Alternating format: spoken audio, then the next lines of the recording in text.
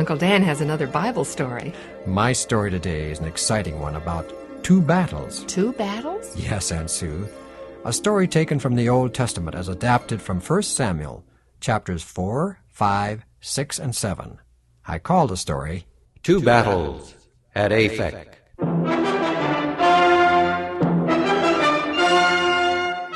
Now the children of Israel went out against the Philistines to battle, and pitched beside Ebenezer. And the Philistines pitched in Aphek. And when the Philistines and the Israelites joined in battle, Israel was smitten.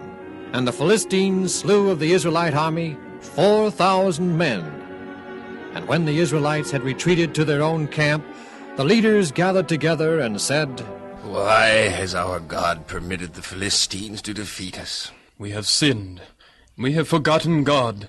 God's powers and blessings are no longer with us. Without God we lose battles and will lose them until he is once again with us." I agree. We must return to God. We must confess our sins and again live blameless lives. There is a better way, I think, to once again have God with us in battle. The Ark of the Covenant containing the 10 Commandments is the symbol of God's presence. It now reposes in the Holy of Holies at Shiloh. Let us send, fetch the Ark, that when it comes, it will save us from the Philistines.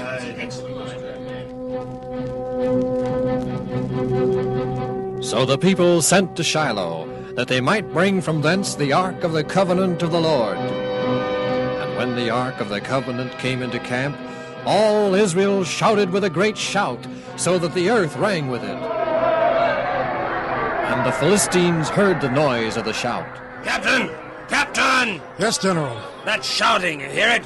What is it?" Oh, the Israelites, sir. "The Israelites? What are they so happy about?" Well, I understand, sir, that the Ark of their God has been brought into their camp. "The Ark of their God?" Yes, sir.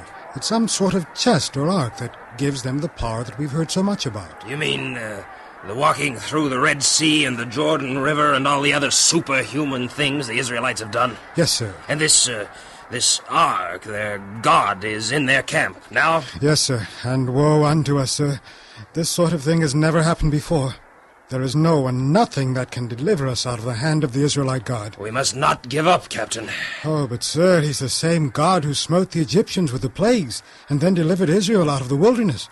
What can we do against such a God? Perhaps nothing, but we are going to try. Call together all our men, Captain. I shall talk to them.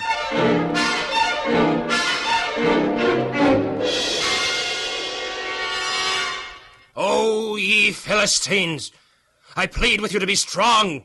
Quit yourselves like men, that you do not be servants to the Israelites as they have been to you. We will battle the Israelites. We will be victorious if only you will fight. Fight! Fight! And again the Philistines and the Israelites fought. And the battle waxed long and furious. Meanwhile, back in Shiloh, a very old man, infirm with age, unable to see, and filled with anxiety, spoke to his daughter-in-law. "Take me to the outer gate of the tabernacle, my daughter." "I'm sorry, my father, but I must insist that you remain here. You're old, blind, and the distance to the outer gate..." "Take me there at once. I shall sit there by the wayside, awaiting news of the battle at Aphek. I fear for our people and for the Ark of the Covenant." "Very well, Father Eli." Taking a position outside the tabernacle gate, the elderly Eli sat on a seat by the wayside, awaiting, day after day, the expected arrival of a messenger from the battlefield. "Stand aside! Stand aside!" What was that? Who was that? Daughter, did you see that? Whatever it or he was who rushed passed here just a moment ago? Yes, Father Eli. Who was it? What was it? A young man in great haste. He must have been in mourning, too. His clothes were rent and there were ashes on his head. Was he a soldier? Yes, Father Eli. A Benjamite, I think. Oh, probably a messenger from the battle at Aphek. No, it couldn't have been, Father Eli, else he would have stopped and given you the message. Perhaps he didn't notice me. He couldn't have missed you sitting Hear there. that? Hear that? People shouting and wailing. Daughter, go quickly and see what the excitement is. Return at once.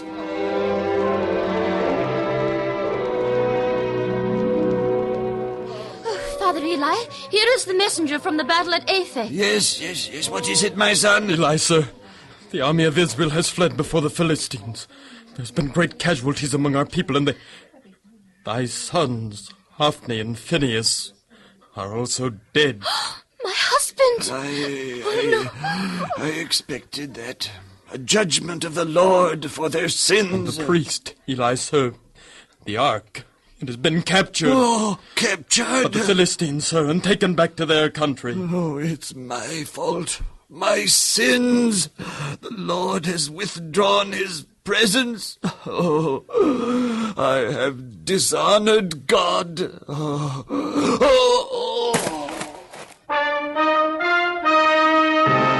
And the aged Eli, weak and in anguish, fell off the seat backward and brake his neck, and he died.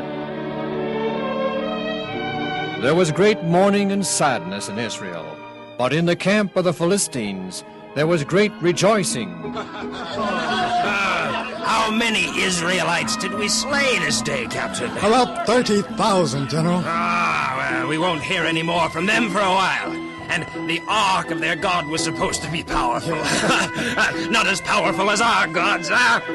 Where is the ark now, Captain? Outside the camp, sir. Did you see it? Oh, yes, sir. Yeah, what does it look like? Well, I didn't see it. Actually see it. I mean, well, there was a covering over it, and no one quite had the courage to uncover it. Afraid? Well, General, let's say we were cautious.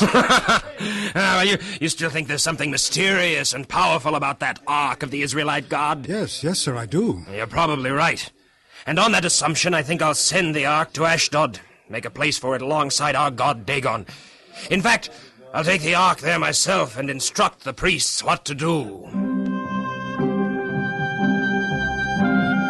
And, High Priest, place the ark of the Israelite god right here, before our god Dagon. Yes, sir. I wonder what's under that covering. High Priest, do you have the courage to uncover the ark? Well, sir, I'm a high priest of the god Dagon. I doubt if Dagon would be pleased if I dared even touch the ark of another god. Clever, High Priest. A very clever way to keep from having to take a chance on uncovering the ark.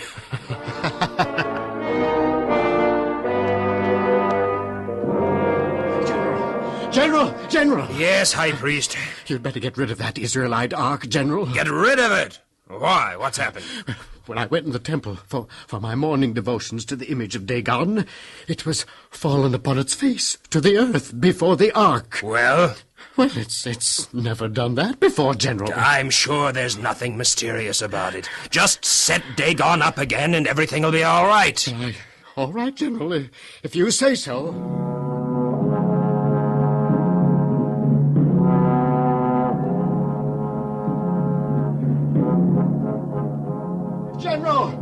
General! Oh, what is it this time, High Priest? Dagon fall over again? Yes, sir. But more than that, sir. It's unbelievable, but Dagon's head and arms are cut off from his body as if by some giant hand. I don't believe it. Well, you come with me, General, and see for yourself. Come along.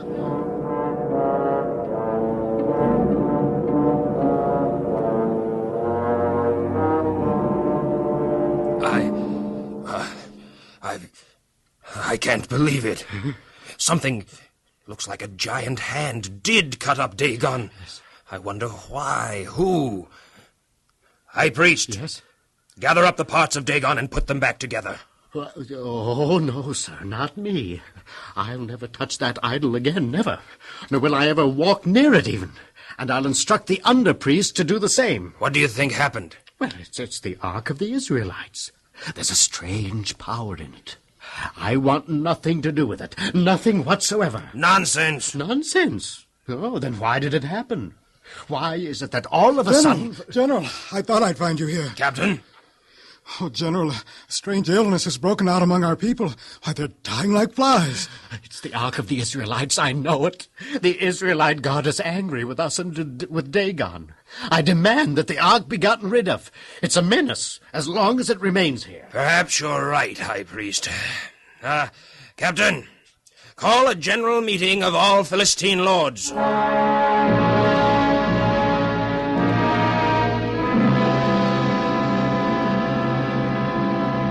Lords of Philistia, you have heard how the Ark of the Israelites was captured during battle, and how its presence here in Ashdod has brought havoc to our god Dagon, and death to many of our people.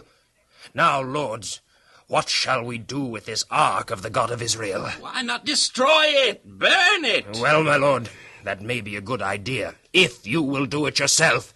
Everyone here in Ashdod is afraid of the Ark. They won't even uncover it to see what it looks like. Well, if no one will even touch it, what is there we can do with it? There are special handles protruding from the Ark.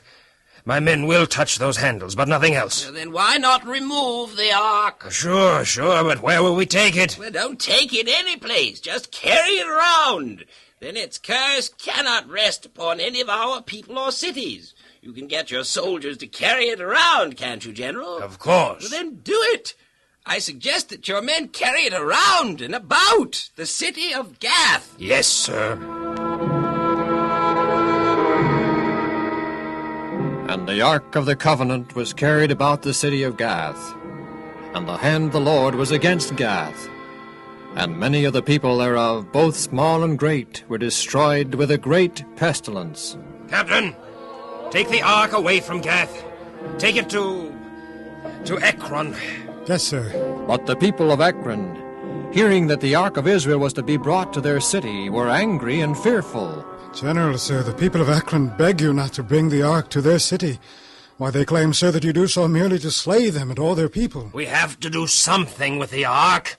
Take it to Ekron. That's an order. Yes, sir.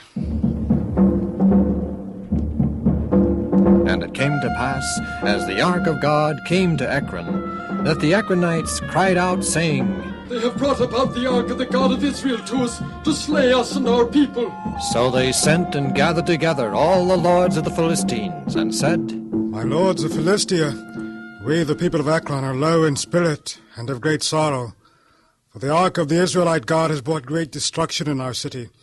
Many of our people have died of a strange sickness. Oh, so, lords of Philistia, we plead with you, we beg you, send the Ark back to the Israelites before it destroys all of our people and our cities and our land. Fellow lords of Philistia, what the captain says is true. Nevertheless, I say unto you that we should call together all the priests and diviners and have them tell us exactly what we should do. The power of the Israelite Ark is great and mysterious.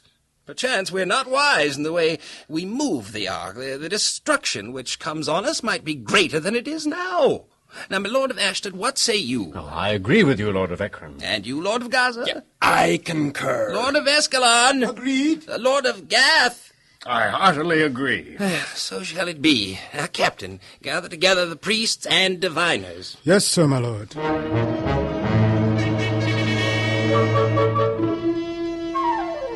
Now, the question is, what shall we do with the Ark of the Israelite God? Send it back to the Israelites. Oh, but tell us, High Priest, where in Israel shall we send the Ark? Well, more important than where to send the Ark is what peace and transgress offerings shall we send with the Ark. Oh, well, what sort of offering should we send with the Ark?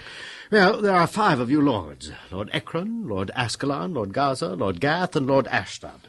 All of you and your cities have suffered death and sickness because of the Ark. Send 5 golden emerods and 5 golden mice. Oh, why waste all that wealth? Do not be like the Egyptians. They hardened their hearts, and great destruction was their lot. When the Israelite God wrought wonderfully among the Egyptians, did they not let the Israelites go? Oh, but golden emerods and mice. Oh, it seems like such a waste of gold. Well, you asked for our opinion. Well, all right. So be it. Now, therefore, make a new cart. Take 2 milk cows on which there hath no yoke been put. Take their newborn calves away from the cows. Then tie the cows to the cart. Now put the ark of the Israelite God on the cart, and in a coffer by the side of the cart place the jewels of gold. Then let the cows go. Oh, let them go? Do not guide them nor force them. If the cows take the ark by way of the coast to Bethshemesh, to the land of the Israelites, then ye shall know that the Israelite God hath brought all this sickness and evil upon you and your cities. Oh, but the cows will probably go straight to their calves, tied at home. That would be the natural thing to do, yes. Therefore this test will prove once and for all if the Israelite God is or is not the one who brought about all our recent misfortunes. And the men took 2 milk cows and hitched them to the cart, and shut up their calves at home.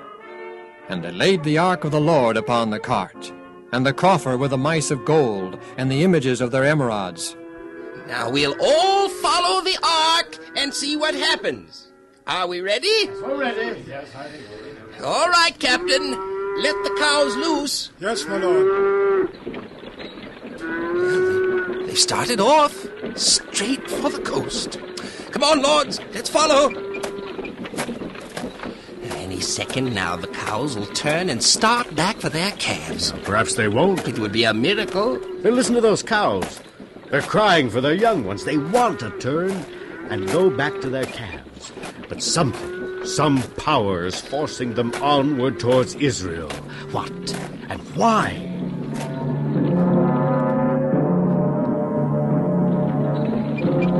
They're still headed straight for Bethshemesh. They're not even turning the slightest bit to the right or to the left.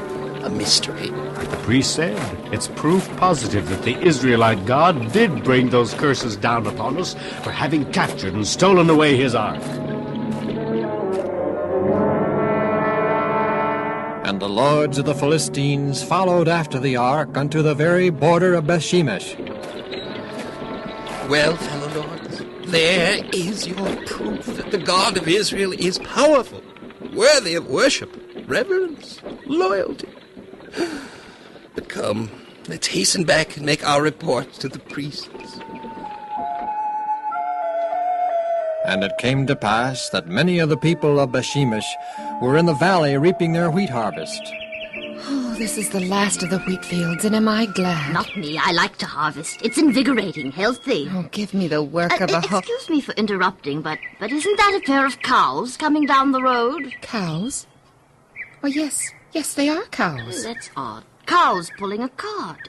And I don't see anyone guiding them, do you? No, that is odd. Let's go see what it's all about. Others see it and are investigating, too. Well, why not us? Come on.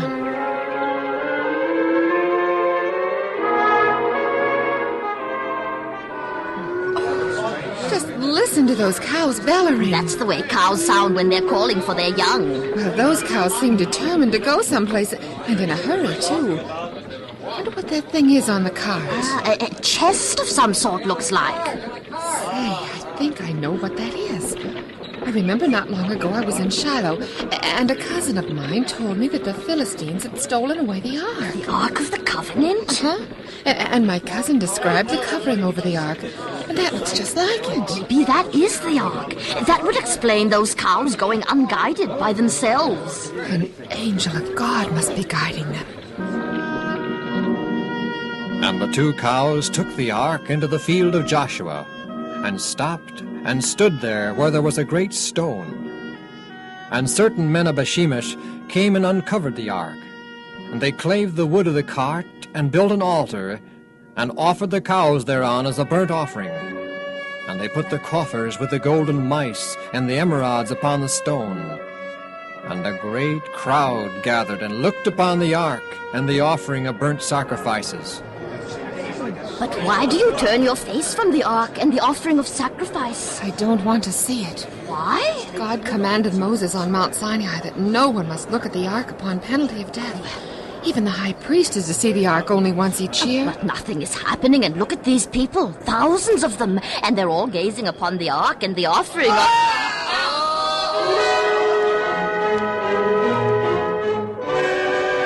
And the people of Bethshemesh, 50,040 in number, were smitten because they had looked into the ark of God. And they sent messengers unto the priests at Kirjath-jearim. The ark of the covenant, is returned by the Philistines, and even now reposes by a large stone in the field of Joshua. Come, remove the ark, and bring it here to Kirjath-jearim. And the men of Kirjath-jearim came and fetched up the ark of the Lord, and brought it into the house of Abinadab. And Eleazar his son was sanctified to keep the ark of the Lord. And it came to pass that Samuel, the young prophet, knowing of these things, spake unto all the house of Israel, saying, O ye people of Israel, how short is your memory! How long will you continue in your sinful ways? Remember you not the wondrous ways in which the Lord your God delivered you from Egypt? Have you so soon forgotten how God brought you through the wilderness to inherit this land of promise? Why do you not worship the Lord of creation? Prepare your hearts unto the Lord and serve him only. If you will do these things and gather together at Mizpah, then will I pray unto God, and he shall deliver you out of the hands of the Philistines.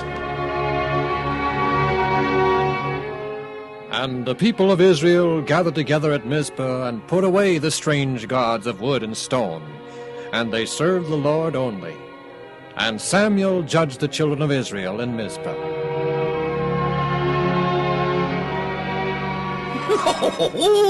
Now you're sure of your information, General? Absolutely sure. Yes, sir, my lord. Well, perhaps it's a trick, a ruse to get us to march against them. Oh, I doubt it, my lord.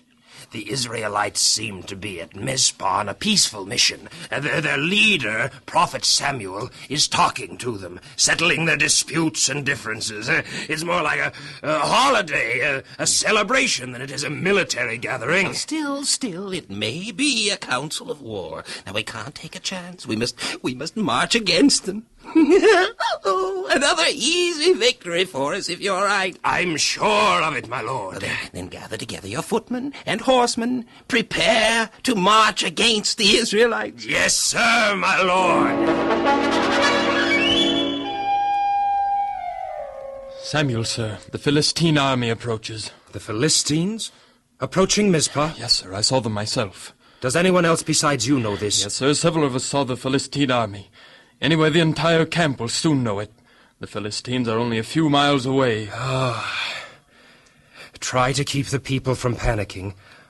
I'll offer a special offering to the Lord and cry unto him in prayer to deliver us from the Philistines. And the Lord God of Israel heard Samuel, and even as Samuel was still offering a burnt offering, the Philistines drew near to battle against Israel. Oh, I think this is the end. We've sinned away our day of grace. The Lord will permit the Philistines to subdue us. Samuel is offering a burnt offering unto God and pleading for us. You think God will deliver us from the Philistines? That's exactly what I believe. How? Miraculously? He could. But will he? I think so.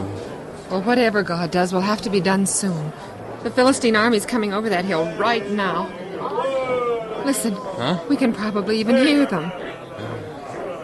Yes, we can. Almighty God of heaven, who delivered our fathers from Egypt, who opened the way across the Red Sea, who descended upon Mount Sinai amid fire and smoke and thunder, and who parted the waters of Jordan, can again right now manifest his saving power. A terrible storm suddenly burst upon the advancing Philistines. Soon the earth was strewn with the dead bodies of mighty Philistine warriors. The Israelites stood silent, in awe, trembling with hope and fear. When they beheld the miracle of the storm, they knew that God had accepted their repentance and had forgiven them of their sins. Though unprepared for battle, they seized the weapons of the fallen enemy and pursued the fleeing host to Aphek, where they completely routed and defeated the Philistine army. It was here at Aphek, years before, that the Philistines had defeated the Israelites and taken away the ark. Now, at this second battle at Aphek, the Philistines were so thoroughly defeated that for many years they remained at peace with Israel. At the first battle at Aphek, the Lord had permitted Israel to be subdued because of her sins. Now, because Israel had repented and turned away from sinning, God brought them a great victory, an everlasting lesson to peoples, nations, and worlds, a lesson of obedience to God's laws and precepts.